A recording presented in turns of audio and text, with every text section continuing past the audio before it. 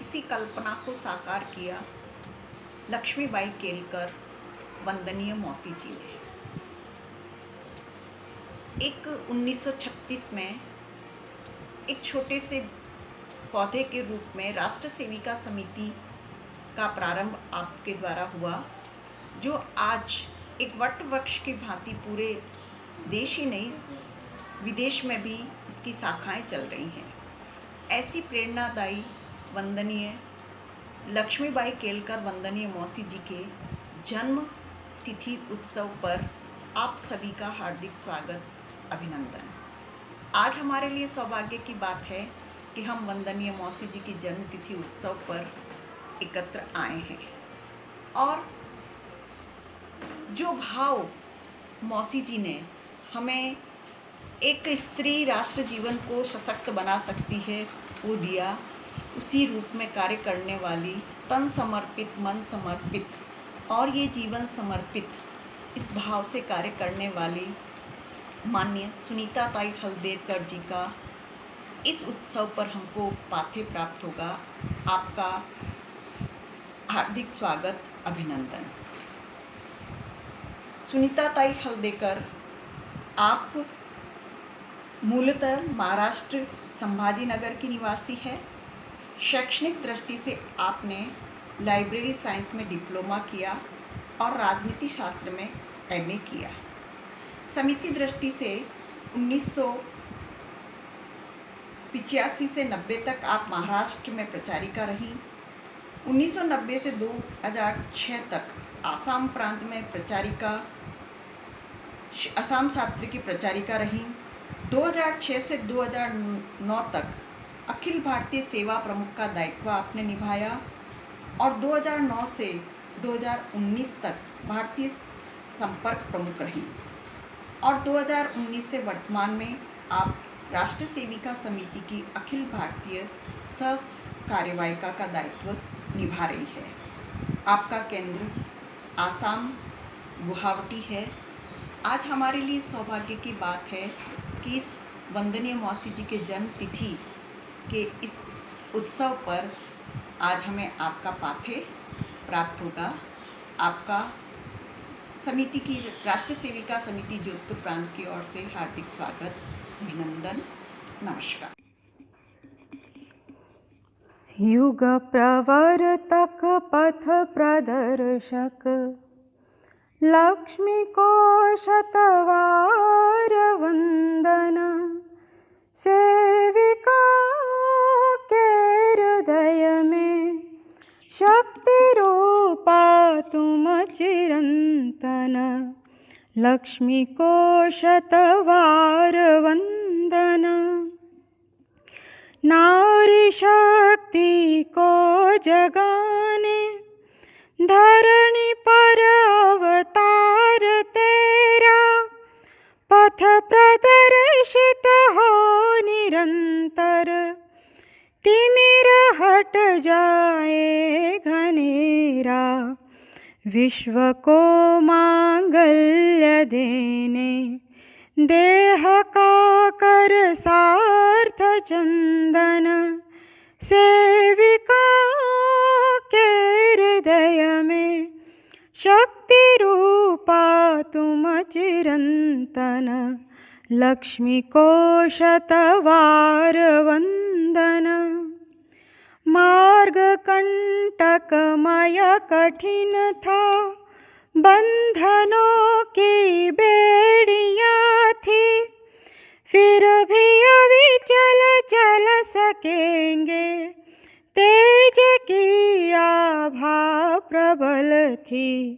संगठन का सूत्र लेकर कर रही थी राष्ट्र अर्चन, सेविका के हृदय में शक्ति रूपा तुम चिरंतन।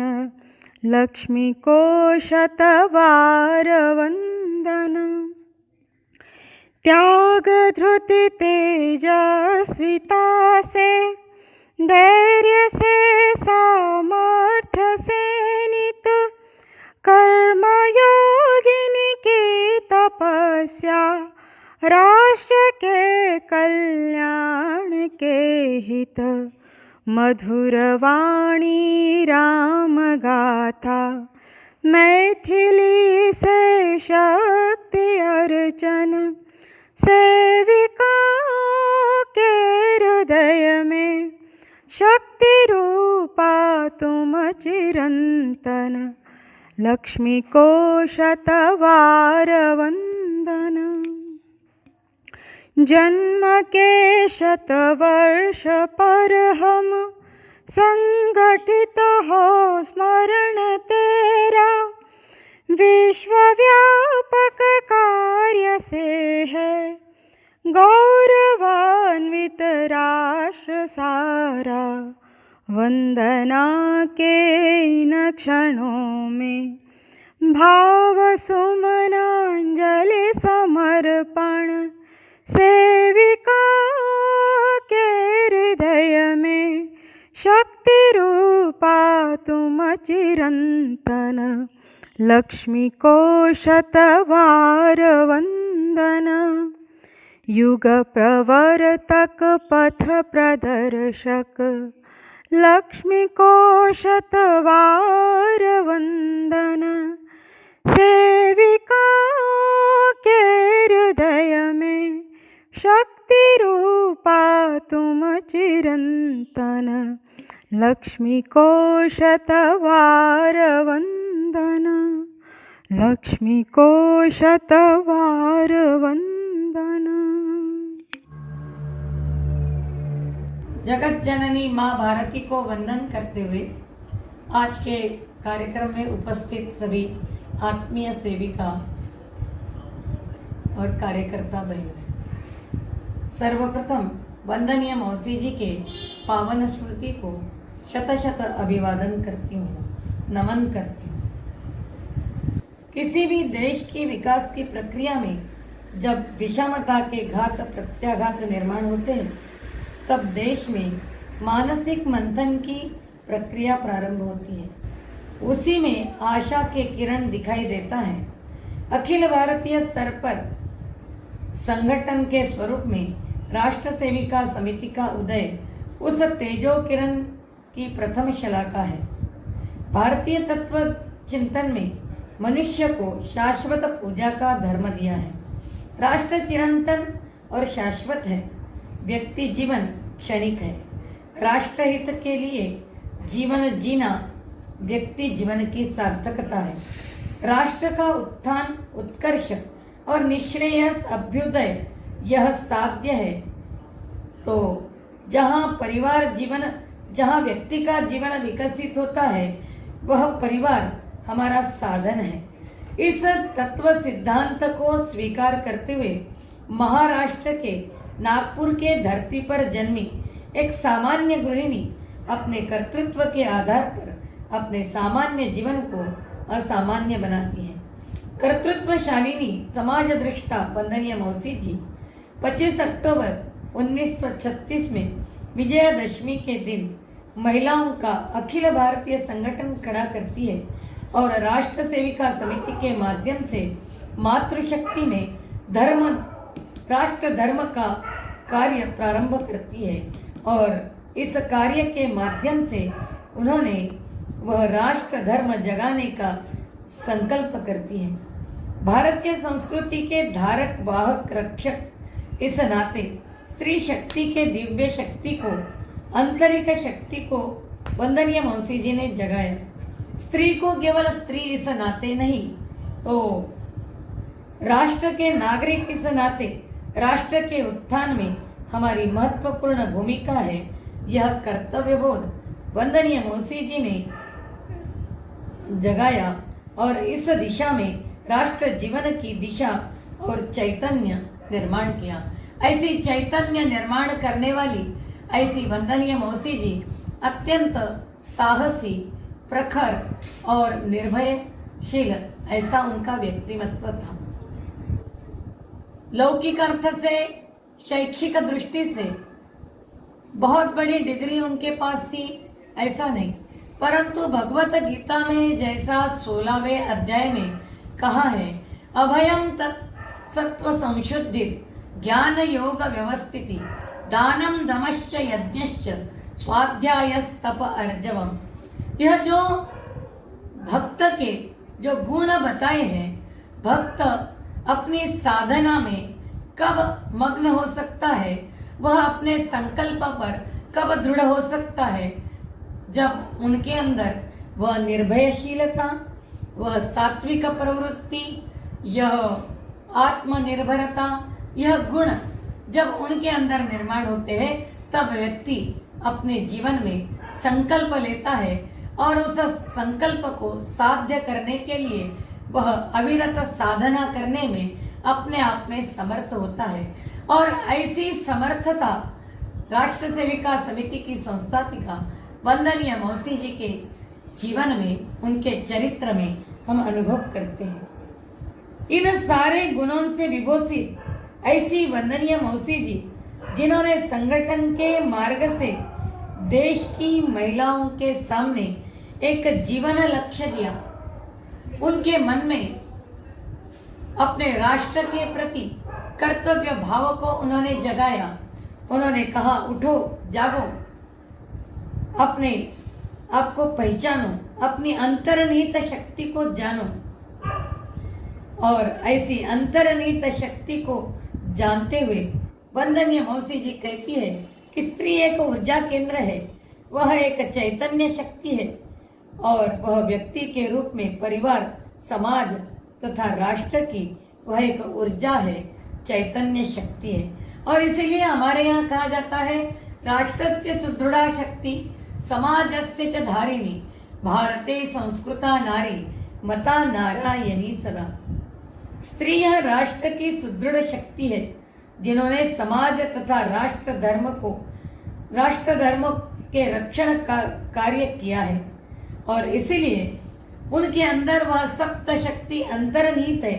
ऐसे सप्त शक्ति को जगाने का उन्होंने कार्य किया और ऐसे सप्त शक्ति को उन्होंने एक राष्ट्र जीवन की दिशा दी।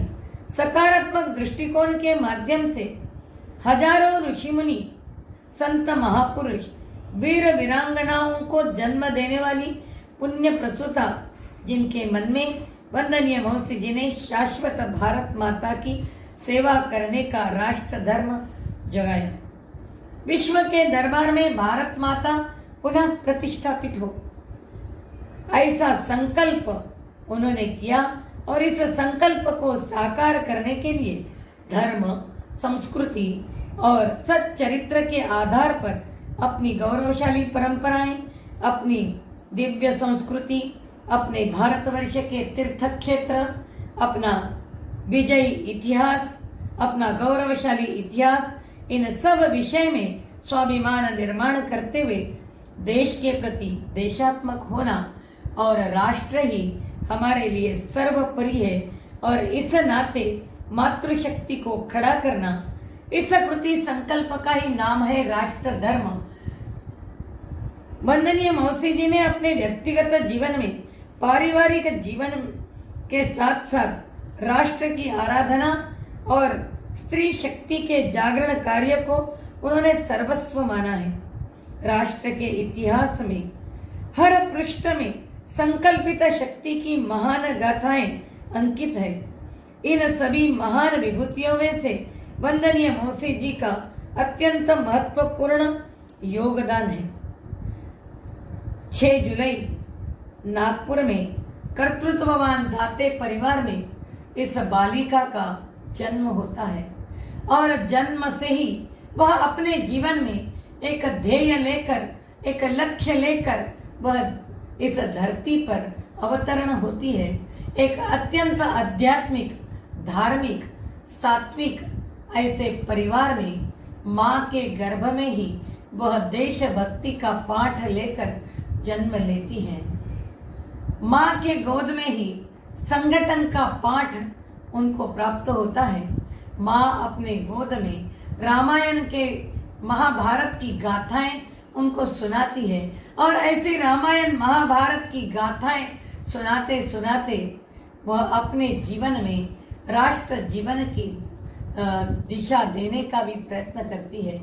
और ऐसी वंदनीय मौसी जी अर्थात कमल की माँ, वह अपने इस बालिका को जन्म से ही निर्भयता से, साहसिकता से संस्कार देती है, आत्मविश्वास निर्माण करती है। संगठन कुशलता उन्होंने अपने माँ से सीखा। उनकी माँ आसपास की महिलाओं को एकत्रित करते हुए लोकमान्य तिलक जी द्वारा प्रसारित केसरी पत्रिका का पठन करती थी और महिलाओं में देशभक्ति का जागरण करती थी और उस समय की परिस्थिति को वो अवगत करती थी। और ऐसे संस्कार उनको अपने माँ के गोद से ही प्राप्त होते हैं। निर्भयता का संस्कार जब अंग्रेज उनकी माँ को प्रश्न पूछते हैं कि आपके घर में केसरी पत्रिका नहीं आ सकती है क्योंकि आपकी माँ, आपके पति अंग्रेजों के शासन में नौकरी करते हैं, तब यह अत्यंत साहस के साथ, निर्भयता के साथ अंग्रेजों को उत्तर देती है, मेरे पति भले ही अंग्रेजों के शासन में नौकरी करते होंगे, परंतु मेरे पति जो मुझे घर चलाने के लिए पैसे देते हैं, उस पैसे से मैं बचत करते हुए मैं केसरी पत्रिका खरीदती हूँ और इसीलिए उस पर ना मेरे पति का अधिकार है मुझे कहने का कुछ और ना अंग्रेजों का अधिकार है। और ऐसा निर्भयता का विचार उनको बचपन से ही अपने माँ से प्राप्त हुआ था। सेवा का मनोभाव, समाज के प्रति संवेदनशील मन, यह उनकी माँ से ही उनको, उनकी दादी से, उनके दादाजी से उनको प्राप्त हुआ था। जब वो अत्यंत छोटी थी, 6-7 साल की आयु की थी, तब उस समय प्लेग रोग हुआ था और उस समय उनके परिवार के दादाजी, दादी या माँ सभी प्लेग रोगियों की सेवा करने के लिए, समाज की सेवा करने के लिए जाते थे। उस समय यह छोटी सी कमल, वह अपनी माँ की अंगुली पकड़कर इन प्लेग रोगियों की सेवा करने के लिए भी आगे बढ़ती थी और इस प्रकार बचपन से ही समाज के प्रति संवेदनशील मन उनके जीवन में हम सभी को दिखाई देता है। ऐसी कमल बालिका, वह एक जन्मजात देशभक्त थी। जब पंचम ध्वज के स्वागत के लिए जब मिठाई बांटी जाती है और गीत गाया जाता है, परंतु जब वह घर में आती है तब उनको पता चलता है कि पंचम ध्वज, जिस इंग्रजों ने हमें गुलाम बनाया है, ऐसे पंचम ध्वज के स्वागत के लिए गीत गाना यह देशद्रोह है। और इस प्रकार का देशभक्ति का भाव जब विद्यालय में उनको अपने देव देवताओं के प्रति जो विडंबना, जो निंदा उनको सुननी पड़ती है, तब उनके मन में बहुत क्रोध होता है और वो घर में आकर हमेशा माँ को कहती थी, माँ ऐसे विद्यालय में मुझे पढ़ना नहीं। और एक दिन वह उस विद्यालय छोड़कर वह घर में ही अध्ययन करती है। घर में अध्ययन करते करते बाद में फिर से वहां नागपुर में एक हिंदू बालिका विद्यालय प्रारंभ होता है और उस बालिका विद्यालय में वह फिर अध्ययन प्रारंभ करती है। परंतु उस समय समाज की जो सामाजिक स्थिति थी, बालिकाओं के अत्यंत उस समय की परिस्थिति के कारण छोटे आयु में विवाह की चिंता परिवार में प्रारंभ होती थी। ऐसे ही कमल के विवाह की चिंता परिवार में प्रारंभ होती है। यह बालिका अपने जीवन में एक संकल्प करती है, माँ मुझे जो युवक दहेज नहीं लेगा उस युवक के साथ ही मैं विवाहबद्ध होगी। वह कहती थी कि किसी भी कुप्रथा को दूर करना है तो पहले अपने स्वयं के जीवन से हमने इसको दूर करना चाहिए। और उन्होंने अपने इस प्रकार की मानसिकता बनाई और इस संकल्प को उन्होंने अपने जीवन में सार्थक किया और नागपुर से वर्धा में वह पुरुषोत्तम केलकर, वह उस समय अंग्रेजों के शासन में वकालती करते थे और अंग्रेजों के शासन में वकालती करने वाले ऐसे विद्वान पुरुषोत्तम केलकर के साथ वह विवाहबद्ध होकर वर्धा में आती है। परंतु उनको मातृत्व स्वीकार करते हुए वह विवाहबद्ध होती है, क्योंकि पुरुषोत्तमराव केलकर की 2 छोटी सी कन्याएं उनके मातृछत्र खो जाने के कारण उनको फिर से यह द्वितीय विवाह करना पड़ता है। परंतु वंदनीय मौसी जी अत्यंत आनंद के साथ इस मातृत्व को स्वीकार करती है और वंदनीय मौसी जी के इस विशाल मातृत्व का दर्शन हम इस उदाहरण से अनुभव कर सकते हैं। और आगे जाकर वंदनीय मौसी जी ने इन बालिकाओं को अत्यंत वात्सल्यता के साथ लालन पोषण किया है। आगे जाकर उनको अपने 4 बेटे हुए हैं और ऐसे 6 संतति का वो अत्यंत कुशलता से लालन पोषण करती है।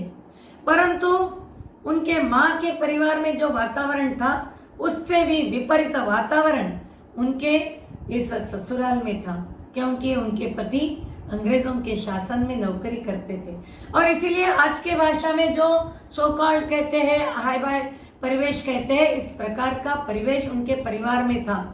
उनके परिवार में किट्टी पार्टी में जाना, क्लब में जाना, ताश खेलना, और इसीलिए उनको भी कहा गया कि तुम्हें भी इस प्रकार ताज खेलने के लिए जाना पड़ेगा। देशभक्त परिवार में पली बढ़ी यह कमल बालिका इस परिवार में आती है। अत्यंत आत्मीयता के साथ वो सारे परिवार में अपनेपन का वातावरण निर्माण करती है और उनके इस स्वभाव के कारण ही सब उन्हें लक्ष्मीबाई कहने लगते हैं और वह कमल से लक्ष्मीबाई बनती है। और यह लक्ष्मीबाई फिर ताज खेलने के लिए जाती है, परंतु उस ताज खेलने के लिए जाती है तो उन महिलाओं को वो अपने विचार रखती है कि आज हमारा भारत देश परतंत्र है, अंग्रेजों के गुलामी में आज हम परतंत्र है और आज की स्थिति में हमें इस प्रकार का ताज खेलने का अधिकार नहीं है। और उन महिलाओं को वह स्वतंत्रता आंदोलन में भाग लेने के लिए प्रेरणा देती है। वह उनको देशभक्ति के वातावरण में वह उनको परिणत करती है और इन सारी महिलाओं को लेकर फिर वो अनेक क्रांतिकारकों के, देशभक्तों के, समाज सुधारकों के सभाओं में भाग लेना, पिकेटिंग में जाना, आंदोलन में भाग लेना, इस प्रकार उनका कार्यक्रम प्रारंभ होता है। अत्यंत कुशलता के साथ गृहस्थ धर्म का पालन करते हुए वो इस सारे सामाजिक कार्यक्रमों में उनकी सहभागिता रहती है और यह सहभागिता लेते लेते उन्होंने अनेक विषयों पर अध्ययन करना प्रारंभ किया। स्वामी रामकृष्ण परमहंस के चरित्र का उनके जीवन पर एक बहुत बड़ा प्रभाव था। उनके जीवन की आध्यात्मिकता उनसे वो बहुत प्रभावित थी और स्वामी विवेकानंद के जीवन चरित्र को उन्होंने पढ़ा। भगिनी निवेदिता के जीवन चरित्र को उन्होंने पढ़ा। भगिनी निवेदिता कहती थी कि भारत माता ही हमारी इष्ट देवता है, हमारे जीवन का साधन होने में ही हमारे जीवन की सार्थकता है। और आगे जाकर भगिनी निवेदिता कहती थी कि शिवयुक्त शक्ति ही हमारा धर्म है, शक्ति युक्त शिव और शिवयुक्त शक्ति ही हमारा राष्ट्र धर्म है। और भगिनी निवेदिता ने जो कहा था कि हमें यदि फिर से इस धरती पर गुरु गोविंद सिंह चाहिए, हमें इस धरती पर फिर से पन्ना धाय, फिर से इस धरती पर जिजामाता चाहिए, तो इस धरती पर हमें श्रेष्ठ हजार आदर्श गृहस्थ निर्माण करने की आवश्यकता है। वंदनीय मौसी जी के जीवन में भगिनी निवेदिता के इन विचारों का एक बहुत बड़ा प्रभाव पड़ा। स्वामी विवेकानंद ने कहा था कि किसी भी गरुड़ पक्षी को आकाश में उड़ान भरना है तो उसके दोनों पंख भी समान रूप से सक्षम होने की आवश्यकता है। उसी प्रकार राष्ट्र रूपी गरुड़ पक्षी को यदि आकाश में उड़ान भरना है तो उनके दोनों पंख समान रूप में सक्षम होने की आवश्यकता है। ऐसे अनेक प्रकार के विचार उनके मन में आंदोलन करने लगे थे। महात्मा गांधी जी के सभा में जाना। महात्मा गांधी जी के सभा में एक दिन महात्मा गांधी जी ने कहा था कि अपने देश की इस स्वतंत्रता के लिए हमें अर्थ की आवश्यकता है। जिसके पास जो अर्थ है, धन है, वह राष्ट्र भक्तों के झोली में कार्यक्रम के बाद समर्पित करिए। वंदनीय मौसी जी अर्थात लक्ष्मीबाई और उनकी बड़ी जेठानी, इन दोनों ने भी इतनी सहजता से किसी भी प्रकार का विचार न करते हुए अत्यंत निस्वार्थ भाव से, निरपेक्ष भाव से अपने गले की सोने की माला को उस राष्ट्र भक्त के झोली में समर्पण की। वंदनीय मौसी जी के इस समर्पण भाव को इस उदाहरण से हम समझ सकते हैं। आगे जाकर महात्मा गांधी जी ने एक दिन प्रवचन में कहा था कि हर महिलाओं ने सीता का आदर्श रखना चाहिए। किसी महिला ने पूछा कि सीता का आदर्श सामने रखने के लिए कहते हैं तो आप पुरुषों को श्री राम का आदर्श रखने के लिए उन्हें क्यों नहीं कहते? तब महात्मा गांधी जी ने कहा था कि सीता के जीवन से ही घर घर में राम निर्माण होंगे, अलग से राम निर्माण करने की आवश्यकता नहीं पड़ेगी। और इसका भी वंदनीय मौसी जी के जीवन पर एक बहुत बड़ा प्रभाव निर्माण हुआ था। आगे जाकर हमें ध्यान में आता है कि धीरे धीरे वंदनीय मौसी जी उस समय की सामाजिक स्थिति का अध्ययन करने लगी। अपने इस देश में 80% हिंदू समाज होते हुए भी हमारा यह देश बार बार क्यों गुलाम होता है? बार बार आक्रमणकारी इस धरती पर क्यों आते हैं और क्यों आक्रमण करते हैं? इसकी खोज उन्होंने की। इस देश की केवल स्वतंत्रता नहीं, इस देश को यदि स्वराज्य और स्वराज्य से सुराज्य और सुराज्य से राम राज्य की ओर यदि ले जाना पड़े, राम राज्य को यदि निर्माण करना पड़ेगा, तो इस देश की जो सुप्त शक्ति है, जो अपने अस्तित्व को भूल गई है, जो अपने परिचय को भूल गई है, इस परिचय को, इस अस्तित्व को फिर से निर्माण करने की आवश्यकता है। यह अनुभूति, यह अनुभव वह करने लगी। और उसी समय राष्ट्रीय स्वयंसेवक संघ का कार्य परम पूजनीय डॉक्टर हेडगेवार जी ने 1925 में स्थापन किया था और संघ के माध्यम से भारत भक्ति का कार्य, भारत भक्ति जागरण का कार्य, हिंदू संगठन का कार्य प्रारंभ हुआ था। और धीरे धीरे यह कार्य वर्धा में भी प्रारंभ हुआ और वर्धा में वंदनीय मौसी जी के दोनों बेटे भी संघ की शाखा में जाना प्रारंभ किए। वहां जाते जाते उनमें होने वाला परिवर्तन, वहां होने वाले संस्कार, वह हमेशा विचार करती थी और अपने बेटों को बोलती थी कि हमारे बालिकाओं के लिए भी इस प्रकार के संस्कार आवश्यक है। और वह हर विषयों को जानने का प्रयत्न करती थी।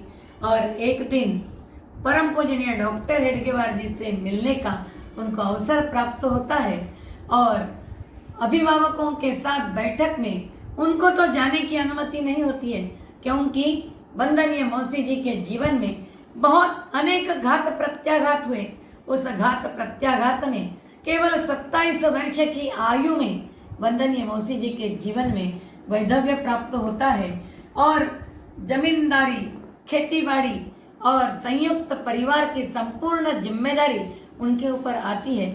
और इस जिम्मेदारी को संभालते हुए भी इस वसुधैव कुटुंबकम की मानसिकता में वह समाज जीवन का, राष्ट्र जीवन का भी विचार करती है और संघ की शाखा में होने वाले संस्कारों के बारे में बार बार वो स्वयं भी सीखने का अपने बेटों से प्रयत्न करती है। और एक दिन परम पूजनीय डॉक्टर जी जब अभिभावकों को बुलाते हैं, तब वास्तविक अनुमति नहीं थी, परंतु अनुमति लेकर वह पूजनीय डॉक्टर हेडगेवार जी से मिलने जाती है और वह अपनी मन की व्यथा को, अपने मन की विचार को, अपने मन की संकल्पना को, अपने मन में चले हुए आंदोलन को बहुत सहजता से पूजनीय डॉक्टर जी के साथ वार्तालाप करती है।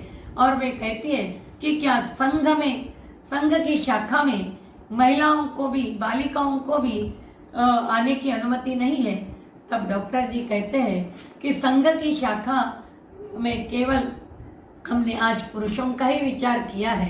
तो वंदनीय मौसी जी कहती है कि आपने तो केवल 50% का ही विचार किया है, बाकी 50% केवल 50% नहीं, परिवार के रूप में सहज स्नेह समर्पण का भाव निर्माण करते हुए श्रेष्ठ विभूतियों को जन्म देने वाली, श्रेष्ठ नागरिकों का सृजन करने वाली ऐसी परिवार व्यवस्था की मेरुदंड, परिवार व्यवस्था की रीढ़ ऐसी 50% नहीं, ऐसी 100% महिलाओं के बारे में क्या विचार किया है।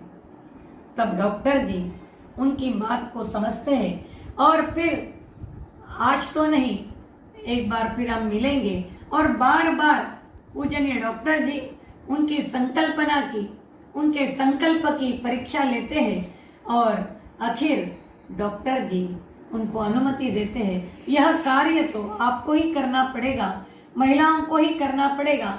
एक संगठन, एक भाई के नाते हम आपको मार्गदर्शन करेंगे, संगठन खड़ा करने के लिए भी हम मार्गदर्शन करेंगे, परंतु महिलाओं के लिए स्वतंत्र संगठन हो और वह संगठन का नाम भी राष्ट्रीय स्वयंसेवक संघ और महिलाओं के संगठन के अध्यक्षर भी एक ही हो और हमारी कार्य पद्धति, हमारा गंतव्य स्थान, हमारा लक्ष्य, हमारी रीति नीति एक ही हो। केवल रेल के ट्रैक जिस प्रकार होते हैं इस प्रकार यह दोनों संगठन, यह पैरेलल संगठन, परंतु एक ही दिशा में एक ही विचार लेकर राष्ट्र के उत्थान में, राष्ट्र को परम वैभव के शिखर पर ले जाने का कार्य करेगी। और इस प्रकार की दिशा और इस प्रकार संगठन खड़ा करने के लिए परम पूजनीय डॉक्टर जी ने और उस समय की कार्यकर्ताओं ने एक भाई के नाते उस समय की समिति की बहनों को एक बहुत बड़ा मार्गदर्शन किया। और वंदनीय मौसी जी ने 1936 में विजयादशमी के दिन इस शक्ति उपासना का कार्य प्रारंभ किया और राष्ट्र सेविका समिति के कार्य के माध्यम से उन्होंने भारतवर्ष की मातृशक्ति के सामने एक लक्ष्य दिया। वयम भावी तेजस्वी राष्ट्रस्य धन्या जनन्यो भवेमेति देह्याशिषम्। हम इस भारत को तेजस्वी राष्ट्र बनाने वाली ऐसी धन्य जननी बने और ऐसी धन्य जननी बनने के लिए हम सुशीला बने, हम विनम्र बने, हम स्वाभिमानी बने, हमारे अंदर आत्मविश्वास, आत्मविस्मृति, आत्मविश्वास और आत्मबल निर्माण हो और धर्म, संस्कृति और चरित्र के आधार पर हर व्यक्ति का निर्माण हो। और इस आधार पर उन्होंने सहज ऐसी एक कार्य पद्धति विकसित की और इस कार्य पद्धति का अभिनव अंग है समिति की शाखा। और इस समिति की शाखा के माध्यम से, व्यक्ति निर्माण के माध्यम से मातृशक्ति का जागरण करना और मातृशक्ति के जागरण के माध्यम से तेजस्वी हिंदू राष्ट्र का निर्माण करना, इस लक्ष्य को सामने रखते हुए समिति का कार्य प्रारंभ हुआ। महिलाओं का शारीरिक विकास, बौद्धिक विकास, मानसिक विकास, आध्यात्मिक विकास और नैतिक विकास के माध्यम से ही इस राष्ट्र का उत्थान संभव है। वंदनीय मौसी जी अपने जीवन में, उनके जीवन में ऐसी अनेक घटनाओं को हम देखते हैं कि उनके शिक्षा संबंधी उनके विचार कितने प्रगल्भ थे। वह जब उस समय महिलाओं के लिए उच्च शिक्षा की व्यवस्थाएं नहीं थी, उनकी दो बेटियां जब क्लास 8 की शिक्षा पूर्ण हुई तब आगे की शिक्षा बंद हुई। तब उन्होंने विचार किया और अपने घर में 2 शिक्षिकाओं को रखते हुए उन्होंने आगे की शिक्षा की व्यवस्था की। परंतु उनके मन में विचार आया कि मैं कितनी स्वार्थी हूँ, मैंने केवल मेरी 2 बेटियों के लिए विचार किया है। और इसीलिए उन्होंने अपने देवर के साथ और बाकी अन्य समाज के विभिन्न शिक्षक वर्ग के साथ विचार व्यक्त किया और उन्होंने बताया कि हमारे यहाँ बालिकाओं के लिए हमने उच्च विद्यालय स्थापन करने की आवश्यकता है। और उन्होंने उस समय बालिकाओं के लिए एक उच्च विद्यालय की स्थापना की और उसका संचालन भी उन्होंने अत्यंत उत्तम रीति से पालन किया। परंतु उस समय शिक्षिकाएं, उनको रहने की व्यवस्था कहाँ होगी, परंतु उन्होंने अपने घर में ही उनको रखने की व्यवस्था की। बाद में उनके पति निधन के बाद उनकी आर्थिक अवस्था भी बहुत खराब थी। बच्चों की पढ़ाई, बाकी परिवार चलाना उनके लिए बहुत कठिन था और इसीलिए उन्होंने सोचा कि मुझे यदि मेरे बच्चों को मुझे यदि मानव के रूप में खड़ा करना है तो मुझे अर्थ दृष्टि से कुछ विचार करना पड़ेगा। और उन्होंने अपने उस समय की सामाजिक स्थिति में जमींदार परिवार को इस प्रकार घर किराए में देने से एक चर्चा का विषय बनता था और वो पद्धति भी नहीं थी। परंतु मौसी जी ने इस चर्चा की ओर ध्यान न देते हुए उन्होंने अपने परिवार घर में ही अपने घर को ही किराया दिया और इन शिक्षिकाओं को रखने की उन्होंने व्यवस्था की और अत्यंत एक मातृ छत्र के रूप में इन शिक्षिकाओं की देखभाल करते हुए उनको पूरा अभिभावक के रूप में उन्होंने अपने घर में रखा था और उस उच्च विद्यालय को उन्होंने खड़ा किया।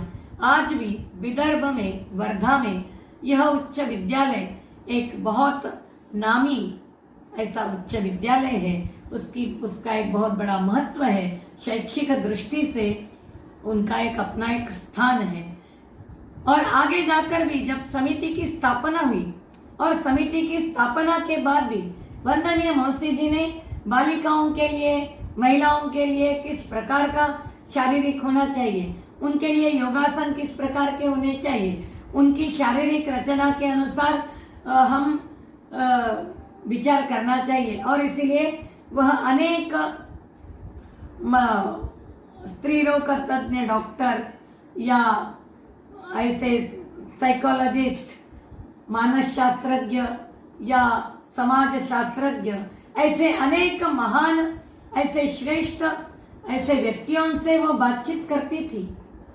महिलाओं को किस प्रकार से योगासन करने चाहिए, किस योगासन करने से उनके शरीर को नुकसान नहीं होगा, इतना छोटा छोटा सूक्ष्म विचार उन्होंने किया। और आगे जाकर उनके मन में विचार आया कि महिलाओं को केवल पुस्तकी विद्या नहीं तो उनके जीवन में वो अलग शैक्षिक क्षेत्र में वो आगे जाएं, अनेक क्षेत्र में वो आगे बढ़ेगी। परंतु एक गृहस्थ के नाते, एक गृहिणी के नाते उनके जीवन में एक स्वतंत्र रूप से उनको शिक्षा की आवश्यकता है। उस समय समाज के ऐसे कुछ पुरोगामी लोग थे, उनके मन में ऐसा विचार आता था कि स्त्री पुरुष समान भाव है तो फिर महिलाओं के लिए और स्वतंत्र शिक्षा के बारे में क्यों विचार करना।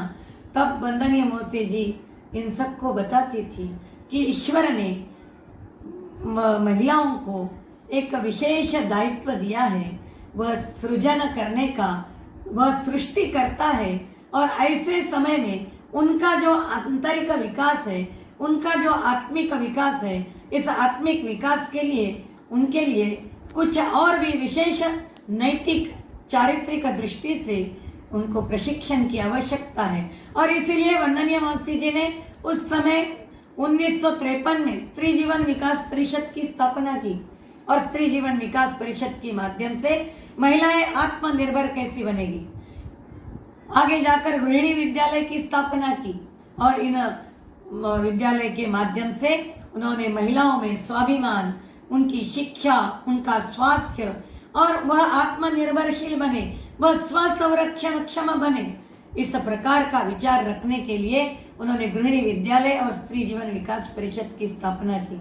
और इस स्त्री जीवन विकास परिषद की स्थापना के समय में उन्होंने उस समय के शिक्षाविद महर्षि धोंडो केशव कर्वे को उन्होंने बुलाया था। और उस समय वह कर्वे भी वंदनीय मौसी जी के इस शिक्षा विषयक विचारों की प्रगल्भता को देखकर बहुत प्रभावित हुए थे। इस प्रकार शिक्षा क्षेत्र में उनका एक श्रेष्ठतम ऐसा चिंतन था। वंदनीय मौसी जी हमेशा अखंड सावधानता उनके जीवन में रहती थी। जब समिति का कार्य प्रारंभ हुआ उस समय तो महिलाएं खुले मैदान में आना बहुत कठिन था। उस समय के सामाजिक बंधन में महिलाओं को अपनी घर की दहली से जाने की अनुमति नहीं थी।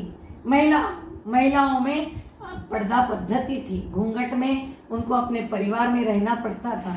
परंतु इतने कठिन परिस्थिति में उन्होंने महिलाओं को खुले मैदान में लाया, उनके शारीरिक, मानसिक, बौद्धिक विकास के दृष्टि से उन्हें अनेक व्यायाम या उस समय छुरिका, जंबिया जैसे शस्त्र चलाना, लाठी चलाना, इस प्रकार के प्रशिक्षण के माध्यम से स्व संरक्षण का विचार उन्होंने दिया। और वो कहती थी स्व संरक्षण यानी स्वधर्म, स्व संस्कृति, स्वभाषा, स्व परिवार, इन स्व राष्ट्र, स्वराज्य, इन सारे स्व की रक्षण करने की क्षमता हम सभी में निर्माण होनी चाहिए। और यह क्षमता निर्माण करने के दृष्टि से ही हम सभी ने इस प्रकार का शारीरिक, मानसिक और बौद्धिक विकास होने की दृष्टि से हमने इस प्रकार का कार्यक्रम करना चाहिए। और इस दृष्टि से वंदनीय मौसी जी ने अत्यंत सूक्ष्म चिंतन किया था। वंदनीय मौसी जी ने समिति के कार्य को गति देने के लिए, समिति के विस्तार के लिए उन्होंने अत्यंत कुशलता से अपने व्यक्तित्व को विकसित किया। उस समय वाहन की व्यवस्था नहीं थी, अर्थ के भी चिंता होती थी। तब वंदनीय मौसी जी ने साइकिल चलाना सीखी और केवल स्वयं नहीं सीखी तो बाकी अन्य सेविकाओं को भी सिखाई। वो कहती थी, उस समय उनके विचार बहुत युगानुकूल विचार थे। वो कहती थी साइकिल चलाते समय साड़ी से असुविधा होती है ना, तो सूट पहनो।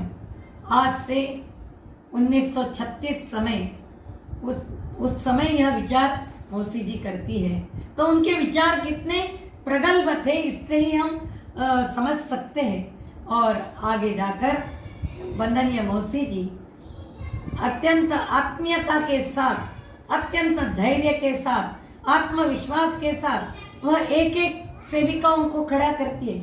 उनके पास ना धनाश्रय था ना जनाश्रय था, परंतु अत्यंत साहस के साथ, आत्मविश्वास के साथ और अनुशासन के साथ और आत्मीयता के साथ और निष्ठा के साथ उन्होंने एक एक सेविकाओं को खड़ा किया है। आत्मीयता के साथ उन्होंने कैसे खड़ा किया है, एक बार ऐसे ही एक सेविकाओं के पास गणवेश नहीं था, एक बड़ा कार्यक्रम था और उस कार्यक्रम में वंदनीय मौसी जी ने देखा कि सब सेविकाएं तो कार्यक्रम में जाने की प्रस्तुति कर रही है आनंद से, परंतु एक सेविका ऐसे ही मन दुखी होकर बैठी है। वंदनीय मौसी जी के ध्यान में आया कि अरे इसके पास गणवेश नहीं है। इतनी एकात्मता की भावना हर सेविकाओं के प्रति उनके मन में थी और उन्होंने तुरंत वस्तु भंडार से एक गणवेश की साड़ी लेकर मेरा चातुर्मास्य का व्रत का उद्यापन के रूप में मैं तुम्हें गणवेश की साड़ी भेंट दे रही हूँ। और वह सेविका गणवेश पहनकर आनंद के साथ कार्यक्रम में भाग लेती है। ऐसे अनेक उदाहरण हैं कि वंदनीय मौसी जी ने सेविकाओं के साथ किस प्रकार आत्मीयता के साथ उन्होंने सेविकाओं को खड़ा किया है। एक एक सेविकाओं को, ऐसे देव दुर्लभ कार्यकर्ताओं को उन्होंने खड़ा किया है। ऐसे ही 1975 में जब आपातकालीन स्थिति में अनेक स्वयंसेवक संघ कार्यकर्ता या सेविकाएं भी जेल में जाना पड़ा। ऐसे ही एक कार्यकर्ती, उनके पति नासिक के जेल में थे। नागपुर से नासिक में उनको मिलने के लिए जाना असंभव था, एक तो पैसा के दृष्टि से भी और उस समय इस प्रकार वाहनों की भी और यातायात की भी इतनी सुविधाएं नहीं थी। और इसीलिए कैसे हो सकता है, अनेक दिनों से पति कारावास में है, परंतु लगभग 7-8 महीने से कहीं भी मिलना नहीं हुआ था। उस समय तो दूरभाष भी नहीं थे। उसी समय समिति का वर्ग था नासिक में। वंदनीय मौसी जी ने तुरंत योजना बनाई और उस योजना अंतर्गत उन्होंने उनको वहां पर सर्वाधिकारी के नाते भेजा और वहां की सेविकाओं को बताया कि वह सर्वाधिकारी के नाते वहां रहेगी, परंतु स्नान के समय में वह अपने पति को मिलने के लिए जाने की उनकी व्यवस्था करो। इतने छोटे विषय बहुत छोटा हो सकता है, परंतु ऐसे छोटे छोटे विषयों के माध्यम से उन्होंने ऐसी देव दुर्लभ कार्यकर्ताओं को खड़ा किया है।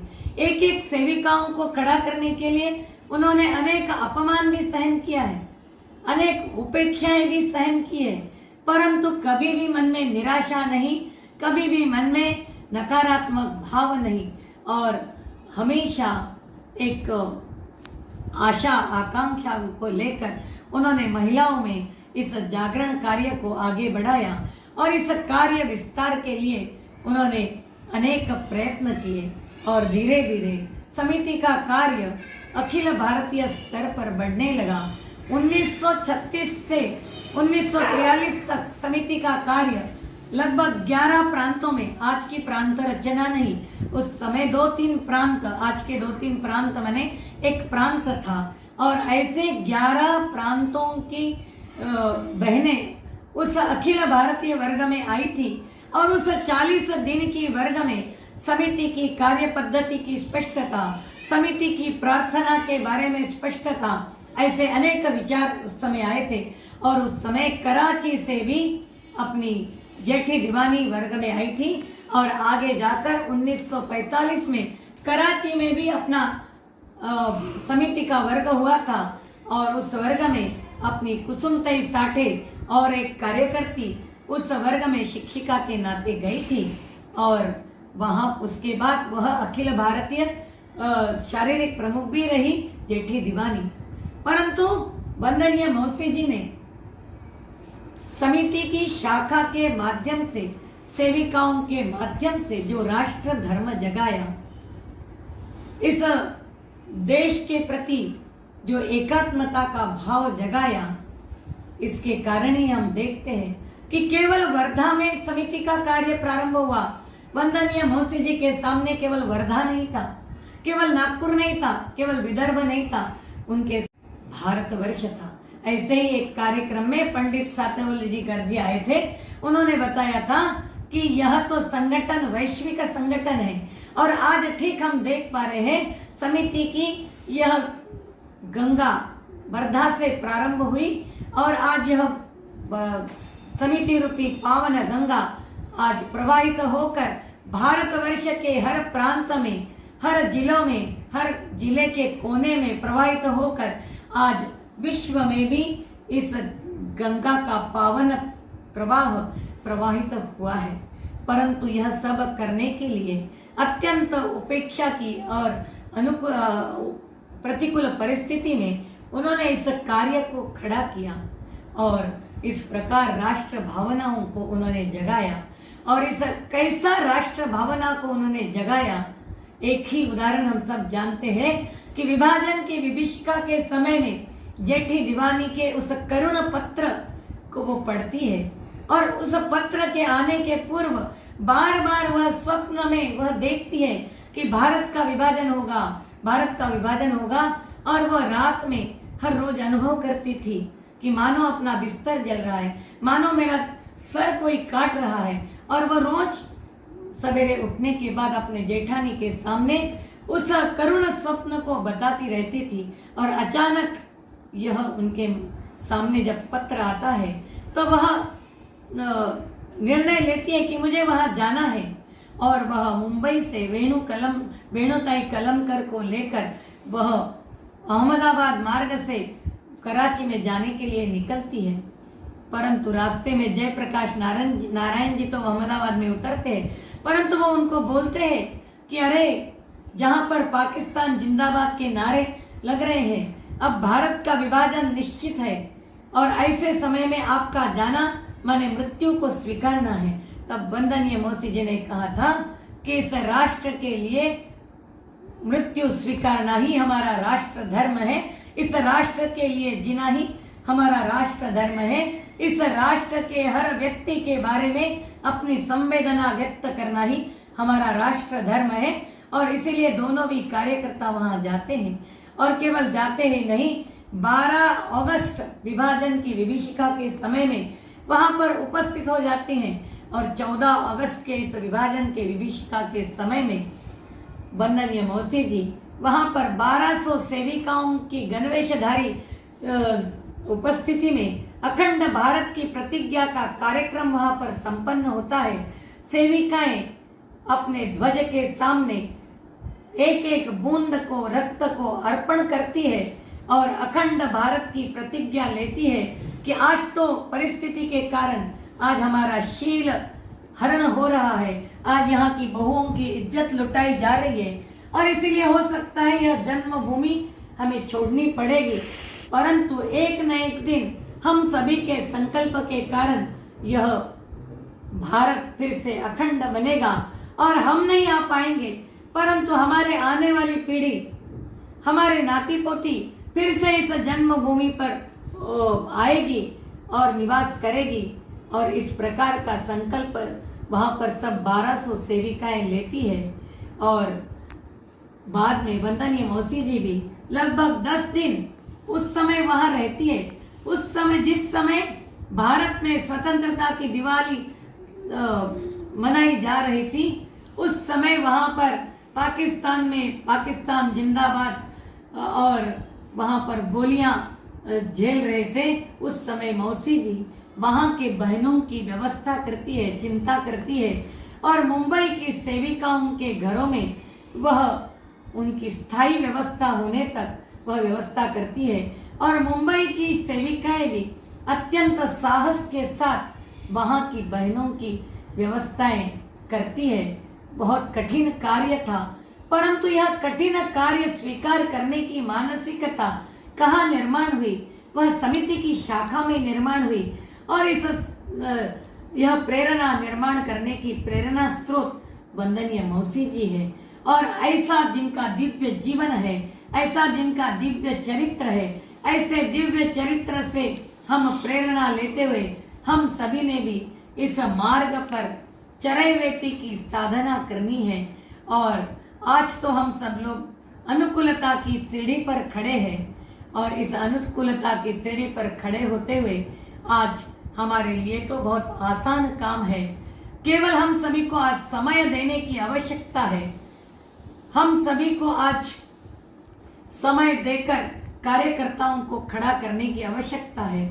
वंदनीय मौसी जी के जो जीवन दर्शन है, वंदनीय मौसी जी के इस गुणों का समुच्चय अपने जीवन में भी धारण करते हुए हम सभी को भी अपने जीवन में इस अखंड भारत की जो प्रतिज्ञा है, इस प्रतिज्ञा को सार्थ करने के लिए हम सब भी आज इस संकल्प दिवस के अवसर पर हम संकल्पबद्ध हो, और इस संकल्प को सार्थ करने के लिए, सफल करने के लिए हम सब इस साधना में हम आगे बढ़े।